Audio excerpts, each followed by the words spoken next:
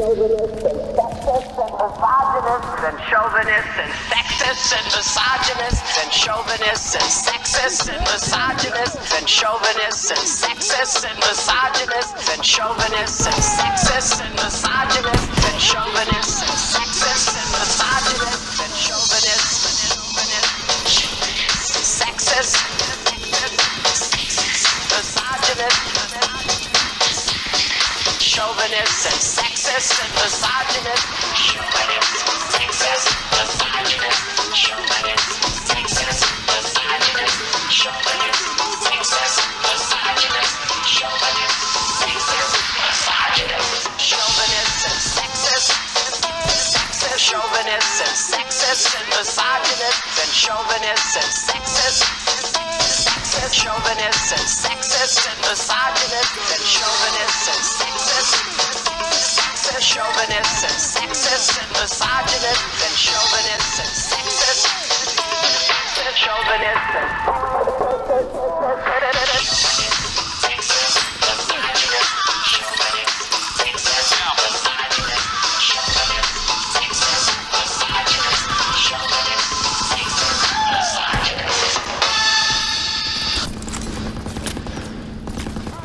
Hello everyone, this is Forgotten Furion, of course. I bow to no man, as always.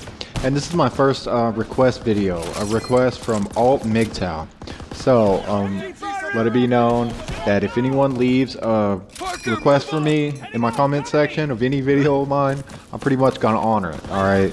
Even if it's like half crazy, unless I've already addressed it, probably even then I will still. Basically, I value my subscribers, my 54 I think it is subscribers. I got a couple recently, so much that I'll take a request from you. Alright, so if you got something, leave it, you know, I'll cover it. Okay, so alt-MGTOW said in a comment video on my last installment of Mommy's Special Ubermensch, which I plan on pumping out another one just because he said that. And he says, alt-MGTOW says, don't kill yourself, the world needs you. I've been down those paths as well. You are smart and valuable and could help reduce the affirmative action population by the thousands correctly applied.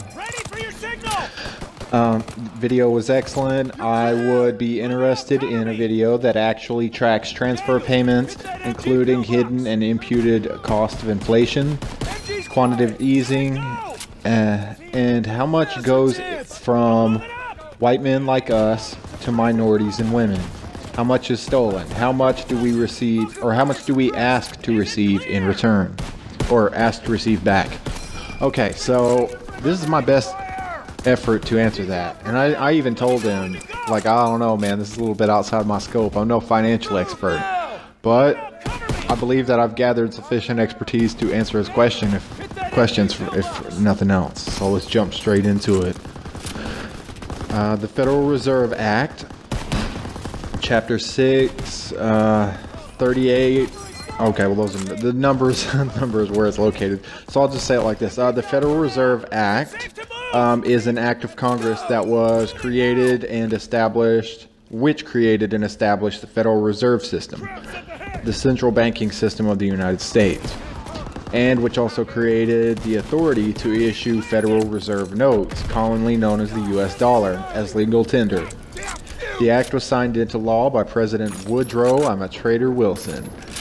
The 16th Amendment to the United States Constitution allows Congress to levy an income tax, which is theft, without appropriating it among the states or basing it on the U.S. state census. Our instructions were to take this This amendment exempted income taxes from the constitutional requirements regarding direct taxes after income taxes on rents, dividends, and interest were ruled to be direct taxes in the court case of Pollock versus Farmers Loan and Trust Company of 1895. The amendment was adopted in February 3rd of 1913. Preceding the creation of the Federal Reserve, no U.S. central banking system lasted more than 25 years. This is very important to note. Some of the questions raised include whether Congress has the constitutional power to delegate its power to coin money or issue paper money, an obvious reference to the Article 1, Section 8, Clause 5, which states, "The Congress shall have power to coin money, regulate the value thereof, and of foreign coin, and fix the standard of weights and measures," which is a very biblical concept. God hates uneven weights and measures, which is my big problem with equality of outcome, which is not covered by our Constitution. Our Constitution covers equality of opportunity and equality before the law. Thus, alt-MGTOW and I have very similar issues concerning that. Let's see, weights and measures. Whether the structure of the Federal Reserve is transparent enough, whether the Federal Reserve is a public cartel of private banks, also called a private banking cartel, established to protect powerful financial interests, fears of inflation, high government deficits, and whether the Federal Reserve's actions increased the severity of the Great Depression in the 1930s, and or the severity of frequency of other boom-bust economic cycles, such as the late 2000s recession. Okay.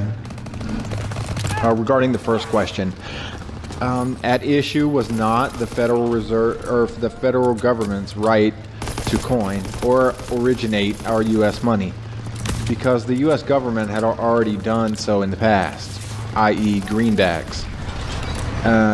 It is a sovereign right and a responsibility of Congress stated in the U.S. Constitution, Article 1, Section 8, Clause 5. Rather, at issue was and still is that though the Federal Reserve Act, or through the Federal Reserve Act, the federal government delegated and continues to delegate its power to create money to the private banks that comprise the Federal Reserve System. In so doing, Congress, and by the 1980s, the Fed itself, lost control of the money supply, the quantity of which determines the value or purchasing power of any unit thereof. Thus, Congress can no longer fulfill its constitutional responsibility to the public to regulate the value of money, the vast majority of which private banks, and by the 2000s, shadow banks, create through private interest-bearing debt. Okay, so it's unconstitutional, literally, the Federal Reserve. We should upend them today. The current inflation rate, he asked about this, alt-MGTOW did. The current inflation rate for the United States of America is 2.2% for the 12-month cycle ending in February of 2018, as published on March 13th of 2018 by the U.S. Labor Department. He asked about quantitative easing and unconventional monetary policy, which this is what quantitative easing is. An unconventional monetary policy in which central banks purchase government securities or other securities from the market in order to lower interest rates and increase the money supply. Artificially, I might add. The current rate of quantitative easing in the United States of America is, I have no idea. I'd need to be a financial expert to be sure. For all I know, the entirety of the $127 trillion in unfunded liabilities that the United States of America currently owes is merely the convoluted process of economic stimulus and quantitative easing. Either way, it is scary. Observe the following as an example. Quantitative easing, an example of quantitative easing. On November of 25th of 2008, the Federal Reserve announced that it would purchase up to $600 billion in agency mortgage-backed securities, or MBS, and agency debt. That's a lot. Onward we go, and they can just do this whenever. With our money, no doubt. No, there literally is no doubt. I don't mean that like the figurative sense. It is our money. Numerous scholarships are aimed on covering scholarships also in this because, you know, he asked about affirmative action and scholarships as part of that. Numerous scholarships are aimed at minorities as part of efforts to boost diversity in American colleges and university campuses, but some white students complain that they're having a hard time finding grants that they're eligible for. Now, you just heard that Colby Buchanan say that he has a difficult time. Well, okay, if you read the article that I got this from, you heard that. I forgot to add that part. Okay, so Colby Buchanan says that he had a difficult time finding scholarships that he was eligible for. Is it true that minorities are more likely to receive college scholarships? Someone asked. Well, Mr. Kantrowitz had an answer, a financial expert that they consulted. In fact, they are less likely, meaning white men or white people. They don't say men, white people.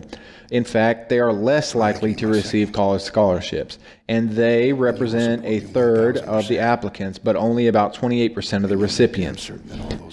Now, Caucasian students receive 72% of all scholarships. Minority students receive only 28% of all scholarships. And Mr. Kantrowitz, as Mr. alt-MGTOW might say, neglected to mention the following.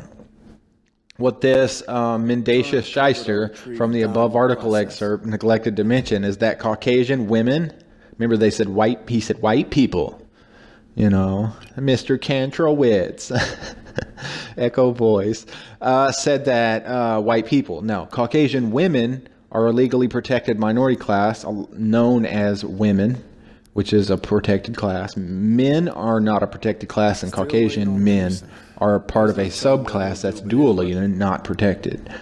And so that means that women, and so that means that Mr. Kantrowitz was using a minority to mean racial minority. As such, yes, Caucasian people are more well represented in affirmative action scholarships by the sheer volume of our selective service and conscription immune female voting majority, or population demographics.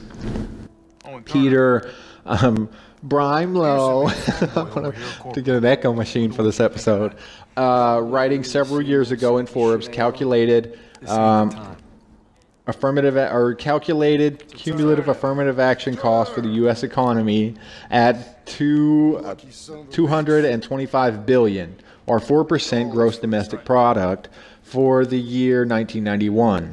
In other words, had the funds spent to enforce and comply with affirmative action programs since their inception been put to other, more productive use, research and development, or plant modernization, for example, modernization, plant meaning like production plants, not like the plant life.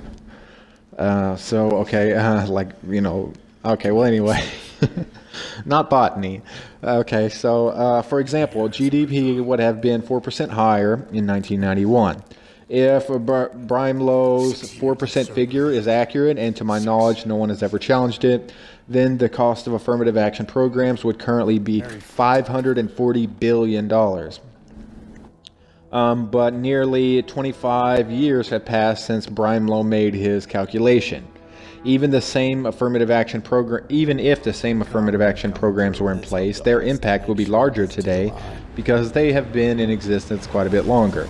The economic cost of affirmative action compounds annually as the growth path of the economy increasingly diverges from its potential, which is bad.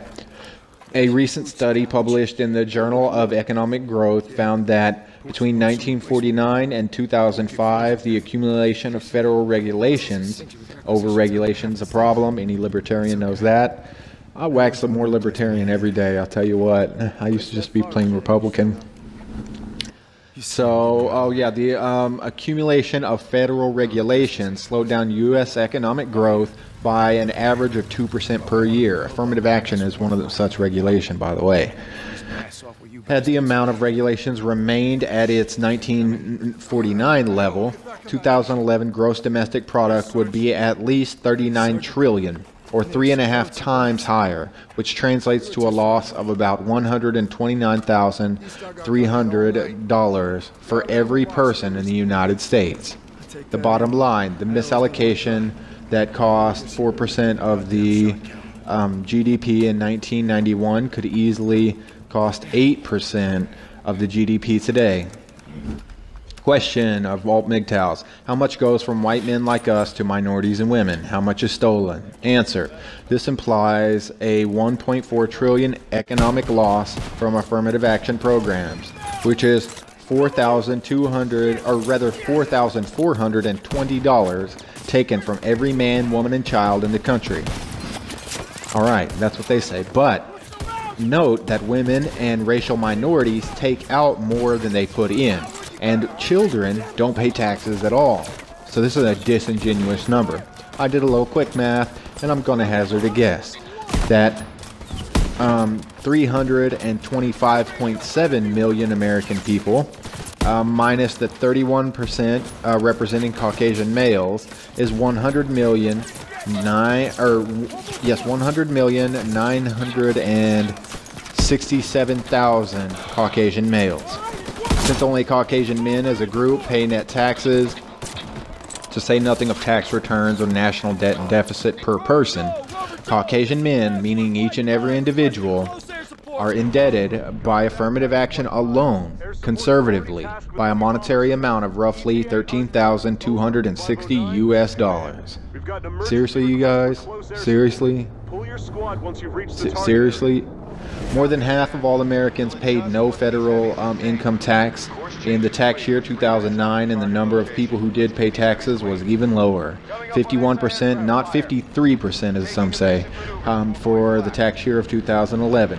The Nonpartisan Tax Policy Center estimated that only 54% of Americans will pay federal income tax.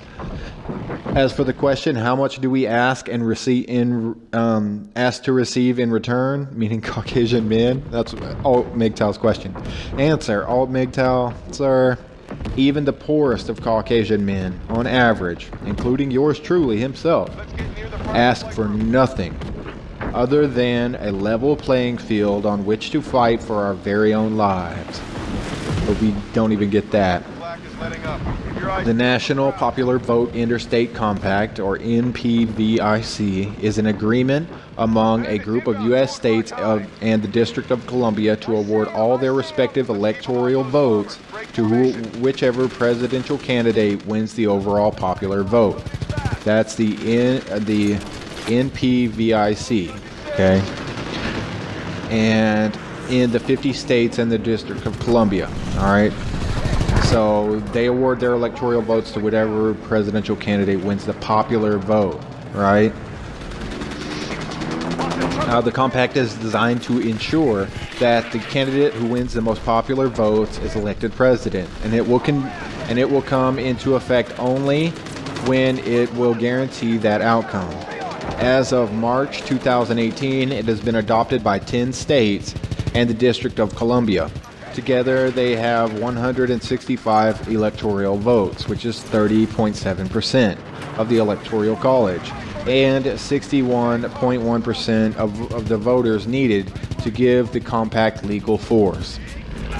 The American Anti-Corruption Act, or AACA, sometimes shortened to Anti-Corruption Act, is a piece of model legislation, which has not been passed, designed to limit the influence of money in American politics by overhauling lobbying, transparency, and campaign finance laws. It was crafted in 2011 by former Federal Election Commission Chairman Trevor Potter in consultation with dozens of strategists, democracy reform leaders, and constitutional attorneys from across the political spectrum. It is supported by reform organizations such as Represent.us, subscribe to their YouTube channel, which advocate for the passage of local, state, and federal laws modeled after the AACA. It is designed to limit or outlaw practices perceived to be major contributors to political corruption. When combined with the aforementioned NPVIC, this can get rid of the whole pay to win scenario that we have, where a lot of people go on about my elites. My elites do control us, and those two things can help us get rid of that. Which is the only reason Hillary even won the popular vote in the first place, was because all the moneyed interest. So these two together will take away corruption, but without the two of them, it's not really going to work, because they'll just find a way around it. All the money, all the power. Some of the provisions of the AACA are as follows. Stop political bribery by overhauling lobbying and ethics laws. End secret money by dramatically increasing transparency. Hitler was bad about that one. Give every voter a voice by creating citizen-funded elections. That's another one. The only reason Trump got through is because he had his own money. And he's about as not crooked as we've had in a long time. And he's still kind of a dirty bird. So citizen-funded elections would help take care of that. These three together is basically a elite's killer. So if you're one of my, the elite's done it guys, hey, I'm with you. Those three provisions will take them down, okay? The AACA, the NPVIC, and the provisions of the AACA. And the aforementioned, of course. So I like that, citizen-funded elections. The AACA's authors state that its provisions are based on existing laws, and that, I forget, like Tallahassee, I think, passed a couple, existing laws that have withstood court challenges and are therefore constitutional. Feel free to look up the American Anti-Corruption Act. I'll hyperlink something in the description. Professor Martin Gillens of Princeton University and Benjamin Page of Northwestern University looked at more than 20 years of data to answer a pretty simple question. Does the government represent the people? Their study took data from 2,000 public opinion surveys and compared what the people wanted to what the government actually did. What they found was extremely unsettling. The opinions of the bottom 90% of income earners in America has essentially no impact at all. Put another way, and I'll just quote the Princeton study directly here, the preferences of the average American appear to have only a minuscule, near zero, statistically non-significant impact upon public policy. Really think about that for a second. If you've ever felt like your opinion doesn't matter and that the government really doesn't care what you think, well, you're right. But of course, there's a catch. Unless you are an economic elite, which I've been mentioning as elites, if there's only one thing that is reliable, or that still reliably gets politicians' attention, it's money. Ask Hitler's donations from inbred Muslims. Yep, its paper trail is wide and easy to find. So it's money, right? While the opinions of the bottom 90% of income earners in America have a statistically non-significant impact, Gillens and Page found that the economic elites, business interests, and people who can afford to buy lobbyists still carry major influence. How could it be that in our government, designed to function as a representative democracy? Now, as someone pointed out, the Constitution doesn't actually use the word democracy, so that's not technically true. It's actually a representative republic. But I'm going to cut them a break on this one. Is only good at representing such a small fraction of the population. Answer, just follow the money. So the question remains, is our republic doomed? Well, no. Here's the good news. Every single practice outlined in this article may be made illegal by the negative practices by a simple statute. No constitutional amendment or overturning of the Citizens United required. And there are, which means no overthrow of the government required. And there are thousands of people across the country fighting to make it happen right now, including yours truly. This is Forgotten Furian. I'm your host. And it is always the punch that you don't see coming that puts you down, unless you're me. Might seem edgy what I'm about to say. Close the borders and deport all the gays. Minorities vote for bigger states. So the way to smash the state is 1488. Because I'm edgy, is it edgier to join up with the Islamic State? Because I'm edgy, is it edgier to roleplay like you're on a crusade? Because I'm edgy, is it edgier to give men a woman's right to choose? Because I'm edgy, is it edgier to pick trees over the church's pews? I got bad news for the Jews and blacks. you back. From California to the River Rhine.